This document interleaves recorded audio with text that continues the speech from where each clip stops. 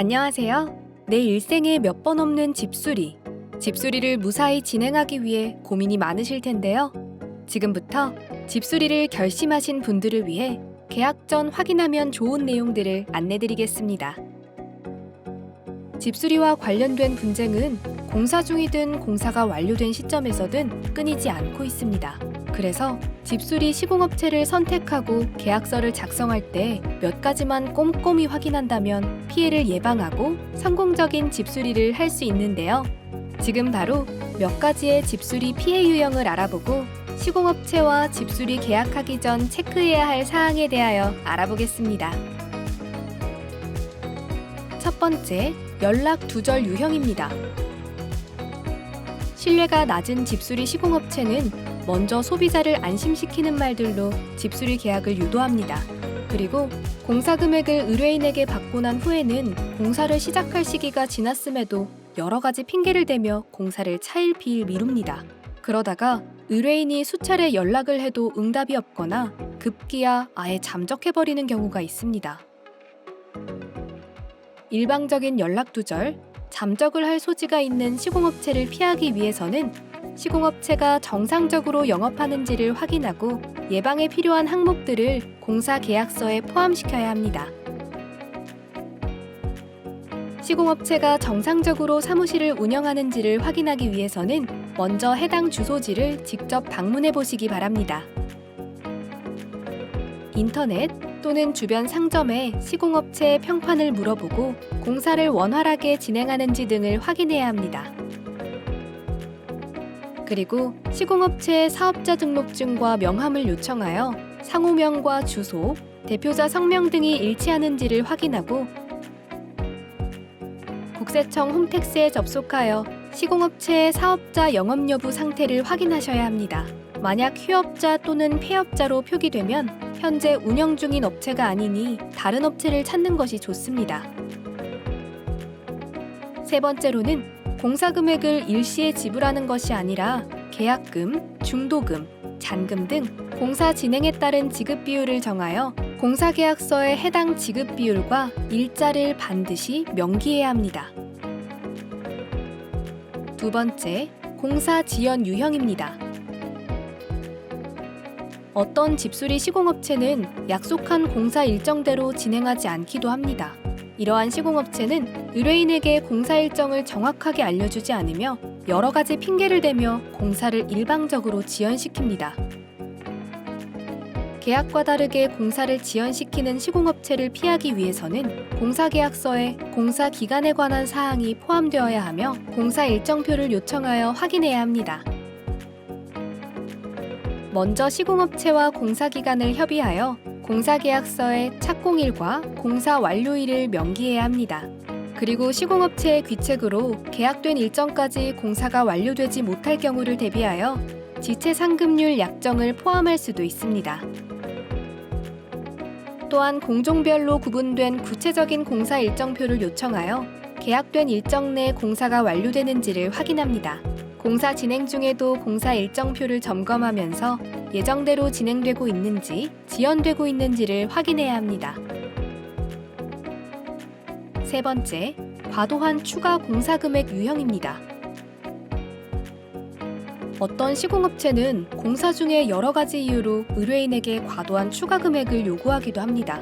이 경우 의뢰인이 공사 계약 당시 합의된 공사 금액과 다르다고 거절한다면 급기야 시공업체가 일방적으로 공사를 중단하는 상황이 발생할 수 있습니다.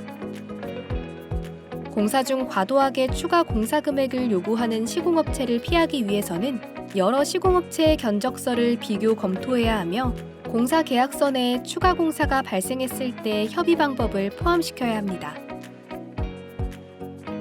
먼저 최소 3곳 이상의 시공업체로부터 공사 견적서를 받아 비교해봐야 합니다. 그중 터무니없게 공사 금액을 낮게 제시하는 시공업체가 있다면 피하시는 편이 좋습니다. 공사 견적서를 비교할 때에는 공종, 자재 등이 동일한지를 확인하면서 공사 금액을 비교해야 합니다. 그리고 철거비, 폐기물 처리비, 부가가치세 등 놓치기 쉬운 항목들이 포함되어 있는지를 확인해야 합니다. 부득이하게 공사 중 추가 공사가 필요할 경우가 있을 수 있으니 어떻게 처리할지에 대하여 시공업체와 협의하여 공사계약서에 포함시켜야 합니다. 네 번째, 임의로 공사자재를 변경하는 유형입니다. 공사를 진행하다 보면 집수리 시공업체가 의뢰인에게 확인하지 않고 계약된 자재를 이미 변경하여 시공하는 경우가 있습니다. 이 경우 의뢰인에게 여러 가지 이유를 대며 변경된 자재의 사용을 강요할 수 있습니다. 이에 의뢰인이 계약된 자재로 재시공을 해달라고 요청하는 경우 이를 거부하거나 재시공을 위한 공사 금액을 요구하는 상황이 발생할 수 있습니다. 의뢰인 모르게 임의로 공사 자재를 변경하는 시공업체를 피하기 위해서는 공사 견적서에 자재명을 세부적으로 작성하고 공사 계약서에 자재 변경에 대한 사항을 포함시켜야 합니다. 공사 견적서를 확정하기 전에 시공업체에게 자재별로 샘플을 요청하셔서 시공될 자재를 직접 선택하고 자재의 정확한 브랜드명과 코드를 확인하셔야 합니다. 그리고 공사 견적서에 선택한 자재의 브랜드명과 코드가 정확하게 기입되었는지 확인해야 합니다. 부득이하게 공사 중 자재 변경이 필요할 경우가 있을 수 있으니 어떻게 처리할지에 대해 시공업체와 협의하여 공사 계약서에 포함시켜야 합니다. 다섯 번째, 낮은 시공 품질 유형입니다. 의뢰인이 공사를 맡긴 후 점검하는 과정에서 시공 품질이 좋아 보이지 않는 경우가 있습니다. 이 경우는 대부분 집수리 시공업체가 해당 자재에 대한 시공 경험과 능력이 부족해서 발생합니다. 이에 의뢰인이 집수리 시공업체에 시공 상태가 좋지 않은 부분에 대하여 재시공을 요청하는 경우 계약대로 했다고 발뺌을 하며 재시공을 안 해주는 상황이 발생할 수 있습니다. 시공 품질이 낮은 시공업체를 피하기 위해서는 시공업체의 포트폴리오와 실제 공사 현장을 보고 시공업체의 시공 경험과 능력을 확인해야 합니다. 먼저 시공업체에 해당 자재가 사용된 공사의 포트폴리오를 요청하여 시공 경험과 품질 상태를 확인해야 합니다. 그리고 가능하다면 시공업체의 양해를 구해 공사 중인 현장에 직접 방문하여 시공 품질과 현장 관리 상태를 확인하면 좋습니다. 만약 한 가지 공종의 공사 금액이 1,500만 원 이상이거나 종합 공종의 총 공사 금액이 5천만 원 이상인 경우에는 건설업 면허를 보유하고 있는 시공업체와 공사 계약을 하셔야 하며 국토교통부 키스콘에 접속하셔서 해당 면허가 있는지를 확인하셔야 합니다. 여섯 번째, 하자보수 미이행 유형입니다. 집수리 시공업체의 부실 시공으로 인해 공사 후에 하자가 발생하는 경우가 있습니다. 일부 집수리 시공업체는 하자가 아니라고 하며 의뢰인을 설득시키려 할 수도 있습니다. 추적 관찰 및 사진 기록 등으로 명백한 하자로 확인되어 의뢰인이 재시공을 요청했지만 시공업체는 하자를 인정하지 않고 보수를 해주지 않는 상황이 발생할 수 있습니다.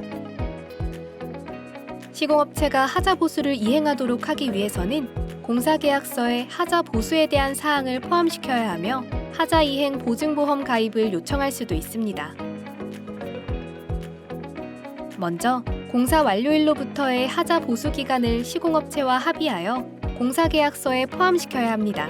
필요하다면 공종별로 하자 담보 책임 금액과 기간을 구분하여 작성할 수도 있습니다. 그리고 시공업체에게 하자 이행 보증보험 가입을 요청할 수도 있습니다. 공사 계약서에 하자 이행 보증보험 가입 사항을 명기하고 공사 완료 후에는 보험증권을 수령하여 보관해야 합니다. 시공업체가 하자 보수에 응하지 않을 경우에는 해당 보험사에 연락하여 하자 보수를 진행할 수 있습니다. 지금까지 집수리 피해 유형을 통해 시공업체와 집수리 계약 전 체크해야 할 사항에 대하여 알아보았는데요. 반드시 집수리 계약 전에 관련 사항들을 꼼꼼히 확인하시어 성공적인 집수리를 하시기 바랍니다. 서울특별시 집수리지원센터에 등록된 집수리 시공업체의 정보가 궁금하시다면 서울시 집수리.com 홈페이지를 확인해주세요. 여러분의 성공적인 집수리를 응원하겠습니다.